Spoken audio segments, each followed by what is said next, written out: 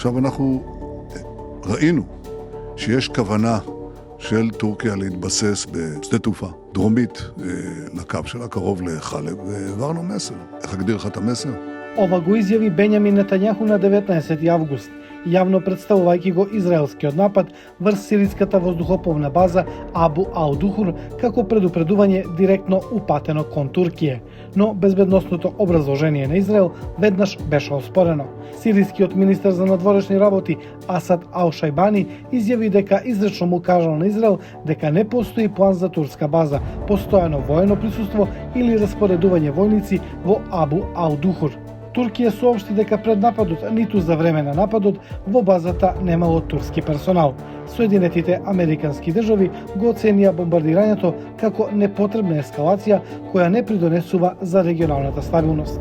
Американскиот амбасадор во Анкара, Том Барак, исто така изјави дека американските разузнавачки информации не откриле докази што го подкрепуваат тврдењето на Израел, сугерирајќи дека можеби дошло до погрешна комуникација во рамките на израелската војска и влада. Ова не започна со Абу ал-Духур. Во интервју за CNN во јули, Нетањаху се обиде да создаде раздор меѓу Вашингтон и Анкара, представувајќи ја Туркија како непријателски настојана кон САД и лично барајќи од Трамп да го блокира нејзиното враќање во програмата F-35. Кабинетот на Нетањаху повторно лично го нападна председателот Ердоган поради потегот на Анкара да побара распишување потерница преку Интерпол за Нетањаху во врска со случајот со флотилата за Газа, поврзан со незаконското пресретнување цивилни бродови со хуманитарна помош во меѓународни води. Одговорот на Анкара директно се осврна на политичкиот мотив. Директоратот за комуникации на Туркија ги нарече нападите врз председателот Ердоган показател за безпомошноста на администрацијата која се обидува да избегне одговорност.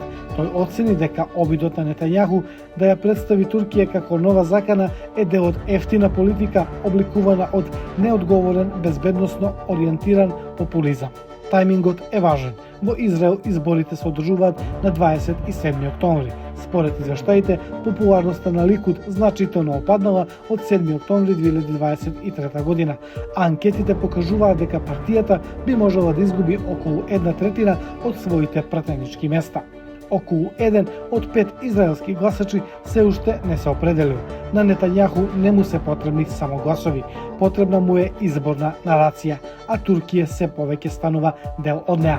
Неколку дена пред нападот врз воздухопловната база, Нетањаху сподели изборен билборд на Ликуд на кој беше прикажан председателот Ердоган заедно со врховниот лидер на Иран, Мојтаба Хамнеи, лидерот на Хезболах Наим Касем и градоначалникот на Њујорк Зохран Мамдани.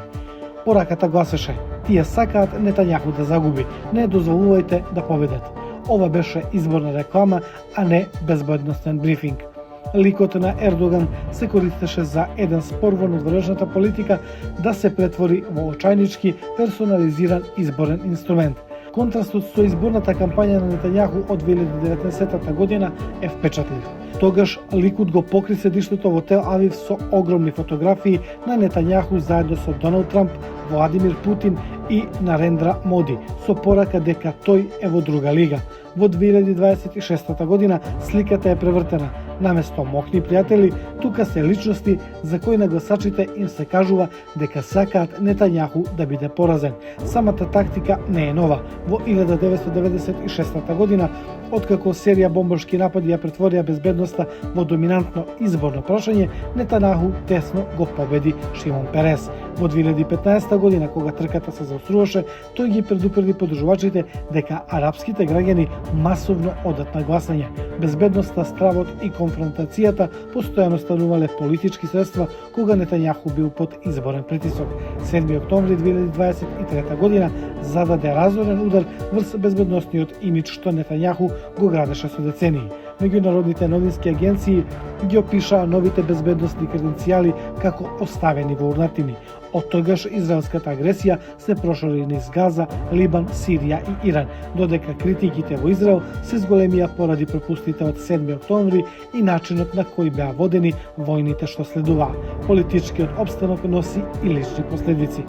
Нетањаху и понатаму е на суд под обвинение за подкуп, измама и злоупотреба на довербата што тој ги отфрла. Во 2025 година тој побара од претседателот на Израел да го помилува, додека се уште ја извршуваше функцијата. Тврдењето дека Туркија се претвора во изборна алатка доаѓа директно од самиот израелски политички естаблишмент. Поранешниот израелски премиер Ехуд Барак намерната ескалација со Туркија ја нарече непромислена и глупава.